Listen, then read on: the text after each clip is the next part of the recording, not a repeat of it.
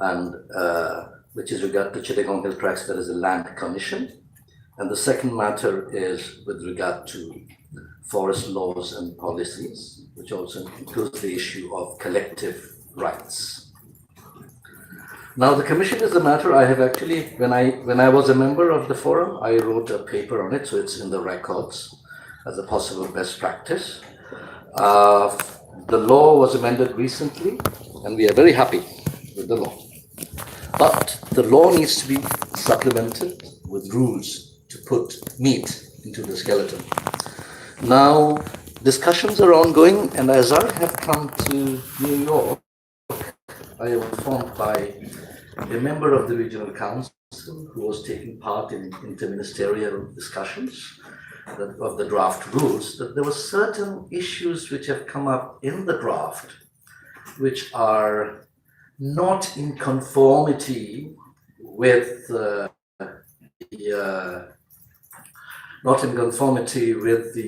Act. I think I was not sought my consent with regard to photography, but you may go ahead. I give you my consent now. Please go ahead. Now, for example, it is with regard to what is the process of decision making of the commission with regard to what forms the majority. And although called a commission, let me tell you that this is actually like a tribunal. And it has the full authority of a civil court of law. It is inclusive, includes traditional chiefs like myself and elected chairman as members, but we are headed by a Supreme Court retired judge. And it must take account of customary law. So it fits in with the UN Declaration articles on this. But if we are going to go ahead and resolve conflicts which have, our regions for more than 2 decades with indigenous people and others, migrants, companies, etc. So this rule has to be framed. And if it is not framed in conformity with the Act, then this is likely to go to the High Court. Somebody will challenge it, and this matter will go on. Now I am talking as a lawyer. So I think it is good that instead of somebody going to court later on, if the government, on the basis of the recommendations of the Chittagong Hill Tracts Regional Council, the premier body of our region, which happened after the Peace Accord of 1997, that we have good rules. And then we are also talking to the Norwegian government about this, about the Nordic Sami Convention, Nordic Finnmark Commission and Finnmark Tribunal, and also talking to the Filipinos whether we can exchange some information on this. The second point is with regard to the forest policy, and I am grateful to the Ministry of Chittagong Hill Tracts Affairs, which is represented in this room. And I was asked to give my opinion, which I have done on the national forest policy, and also recommending that there should be a separate chapter for the Chittagong Hill Tracts because it has different laws on land and forests. And also that is what the Chittagong Hill Tracts Regional Council has recommended to the Ministry of Hill Tracts Affairs and the Ministry of Forests. But some of the things in the policies are not suitable for the Chittagong Hill Tracts region. And so we asked that there be a separate annex for the Chittagong Hill Tracts region. And some of the laws and rules which do not apply to the Chittagong Hill Tracts should not be made to apply there. We have different laws, somewhat like the Northeast India, Nagaland, Mizoram, etc. Even Myanmar, Chin Hills, Kachin Hills, etc. And similarly with the Forest Act, there is also some negotiation going on. Again, I am grateful to the Ministry of Hill Tracts Affairs for permitting our circle to be represented at the interministerial discussions. But the way some developments were going on as to the definition of forest is a matter of huge concern because it is devoid of conservation elements. It is more of control and territoriality. In other words, I was saying, what is the definition of forest? A forest is what the Forest Department calls a forest. I said that this morning. That cannot be. It must have ecological and other dimensions. And this is where, if this is not done, then the forests in the Chittagong Hill Tracts, many of them are community managed, which is recognized by our 1900 law of Chittagong Hill Tracts. There, the headmen are the traditional headmen under our territorial circle. They are running these forests, and we actually seek the Ministry of Hill Tracts Affairs to get the Hill District Councils to register these forests so that they are protected. The law is there, It perhaps needs the direction, guidance from the ministry. And so also the forest policy and the act, and we could actually have some exchanges with some very good example from India with its Forest Dwellers' Rights Act and also its Land Acquisition Act. And this may be applicable also to Myanmar, Thailand, and many other places. Thank you, sir.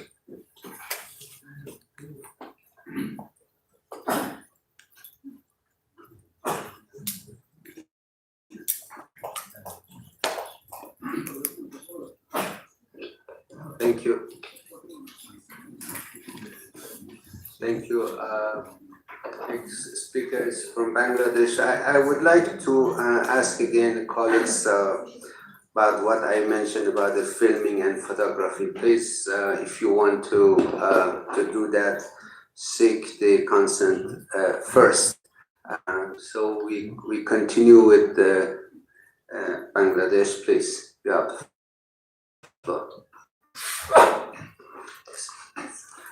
Thank you. It has given some about the Chittagong Hill Tax Land Dispute Commission Act. It has already been passed in the in 2016, and from there, the government of Bangladesh is going to introduce the rules. It is being consulted with the Ministry of Chittagong Hill Tax as well as the Regional Council. Last month we have seated 2 times together with the Ministry of Chittagong Hill Tax, Land Ministry, as well as the Regional Council. The Regional Council is very much consulted to formulate this rule so that this can be done as per Land Commission Act, so that the disputes can be can be resolved for the betterment in the hill tax region to dispute the land. I think that we will also hope that within 1 month or 2 months it will be settled down for the rules. I think that the government will pass these rules, and following that, the Chittagong Hill Tax Land Dispute Commission Act, following the Land Dispute Land Dispute Commission Act, this can be started to resolve these problems, to give impetus for resolving this land dispute in the hill tax region. For the forest policy, as it is also mentioned that Chittagong Hill Tax Regulation 1900 still is practiced in hill tax region, where the customer rule is still practiced there. That's the circle C and man carvery. They are the big parts of in the hill tax regions. Following that, the government also doing some implementing some projects for evolving the forest in these regions. You know that there is a BCF, Village Community Forest. Through the UNDP round projects, BCF is being implemented there. We have around 120 BCF. In the BCFs, the people has the right to protect these BCFs so that their customs can be preserved, following that, their livelihood can be developed there. I think this is a good example. What she mentioned about the registration, I will take this note and we'll discuss this with our Hills Council as well as the Minister of Forest. I think that we have to work together. That not the Minister of Hill Tax Affairs only, and it's not the matter of the Hills Council only. I think that this should be discussed. This should be discussed with the Land Minister of Forest also. I think that together with the discussion, I think we will get results to register this BCF that can be registered in favor of the community or the villagers. I think that I will take this note, and I hope that it's not that and there. We'll discuss it later. I think that for discussion we'll be able to settle these issues also. Thank you very much. Thank you very much. I think this is exactly what we are looking for in this dialogue, to listen to state and indigenous people, organizations, and we find a way. Let me introduce our chair and who just joined us. Thank you very much for joining us, and we continue our discussion with Dan Kumar Sunwar.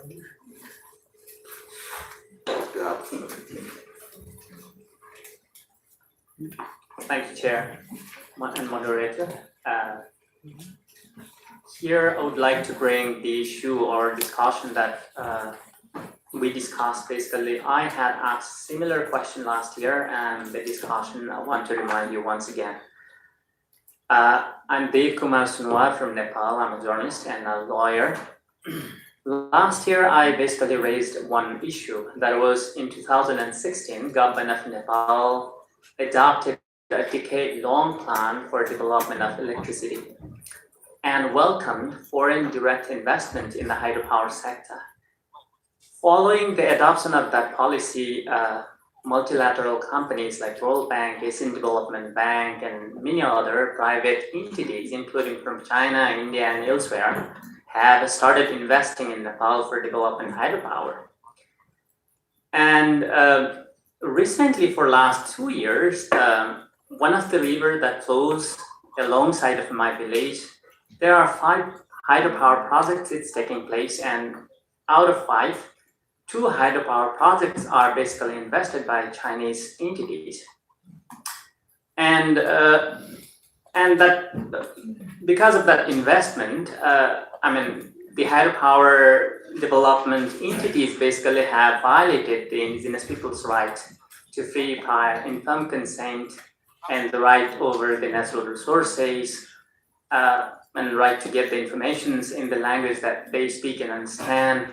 This was the question that I basically raised, and the question was, what if the Chinese company has violated the rights to Nepali indigenous peoples? And you basically raised you answered that, okay, the Foreign Ministry of China basically adopted a policy that has a provision that any private entities of China investing in the areas of indigenous people first have awareness about the free, prior, informed consent, and then only make investment. But then,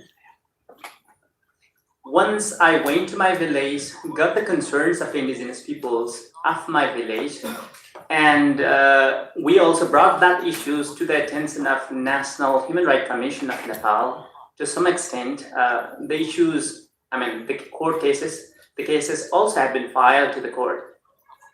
And we also tried to engage with the Chinese embassy in Kathmandu, but the difficulty is that the websites of the Chinese embassy is in Chinese language, right? The informations which are available in the website are not understandable to the people who are living, who have good English also cannot access it, right? So in this, so I want to ask you the same question again, that okay, and request you to exchange the information, that policy, right? If that is available. I also searched the websites of Foreign Minister of the China, whether they have passed that policy or not to access that information. I couldn't get it.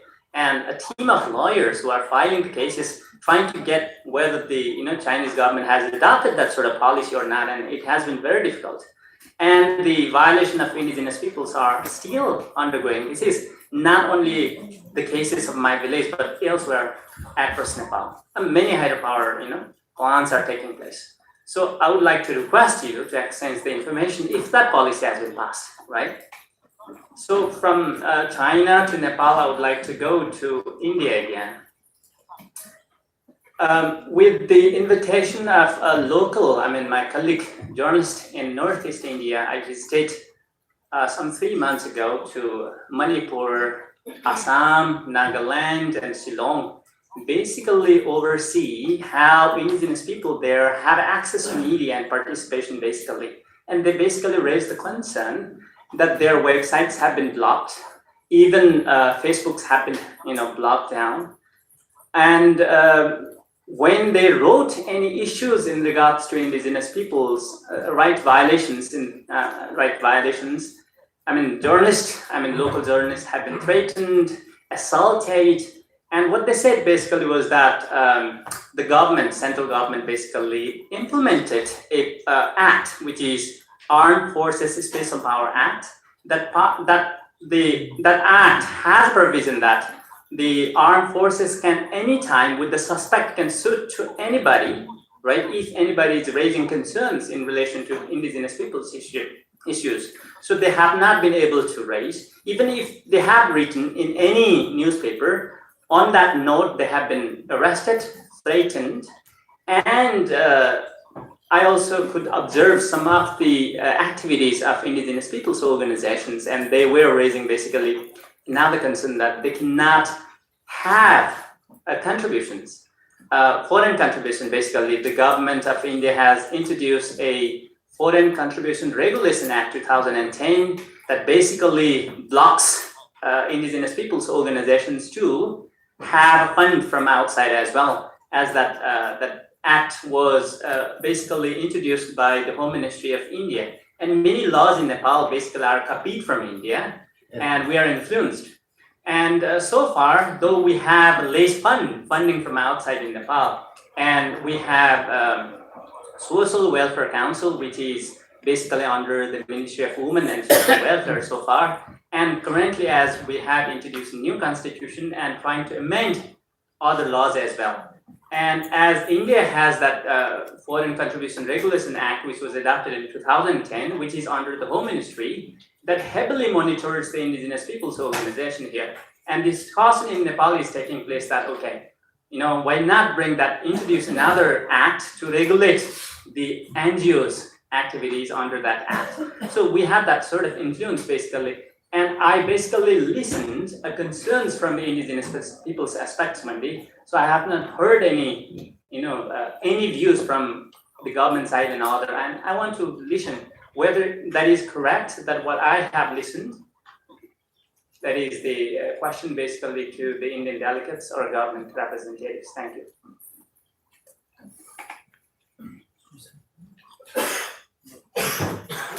Thank you very much. Well, I wanted to address this to China or Nepal, or it's about language or land. But anyway, Young wants to take the floor. You have the floor. Thank you. I still remember that you raised this issue last year in the same dialogue, and I respond to you in some way. I, according to my understanding, because quite a lot of people raised the same issue, not only to China, but also to other countries for investment. So it's quite a common issue that we have to deal with. From the China's point of view, I think, according to my understanding, the Ministry of Commerce, they are setting the rules for the enterprises to invest in foreign countries. So they have the rules that they have to, any investment in any country, you have to get the approval from the people, from the local people. So this is strictly, clearly on the paper. So I read it. The thing is the implementation of the enterprises, because from the Ministry of Commerce, they set the rules, and this is a guidance. It's not like a law. So to guide the enterprises to invest in other countries, taking into consideration the concerns of the indigenous peoples there. But I think the problem is how to implement it. And from the governmental point of view, I think we need to have some more awareness raising, to raise awareness of the enterprises, to let them attach great importance to this kind of consultation with the local people before they get into the investment. I think this we should, even for us as for NGOs, we have some kind of training in China, training courses to ask those enterprises who would like to go abroad to invest, give them training. What's the law in that country and how you follow the laws and what you have to take into consideration of the local people, the interest of the local people. So we have this kind of training in China, but I think it is not enough. We have to do more on this to improve this kind of a situation. I think I have raised this issue to our relevant agencies, including governments and even embassies in different countries. Last time I was in Bolivia, and I also raised this issue to our embassy there to take care of this issue in Bolivia, because in Bolivia there is also something like that. Regarding, you just said that in Nepal the embassy has no English. Normally we have English, so I don't know why you cannot find English. Normally we have Chinese and foreign language. If in Nepal, I think it's English. If in Germany, then it's German maybe. But normally Chinese and English we have bilingual for the website of the embassies. So this is what I can give you the response. Thank you for the request for the floor. To start with you, please introduce yourself.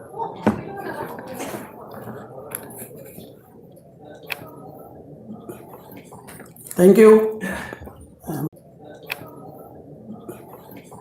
Thank you. My name is John.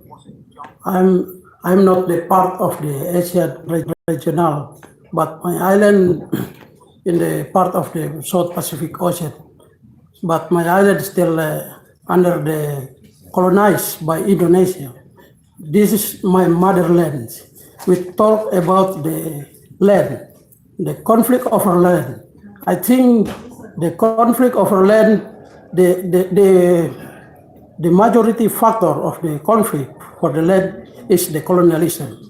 Because of that, so they will control your land and their natural resource and everything, like my experience for my people. Because Indonesia took over my land in 1961 by Indonesian military operation that they call TRIKORA operation. This is operation. This is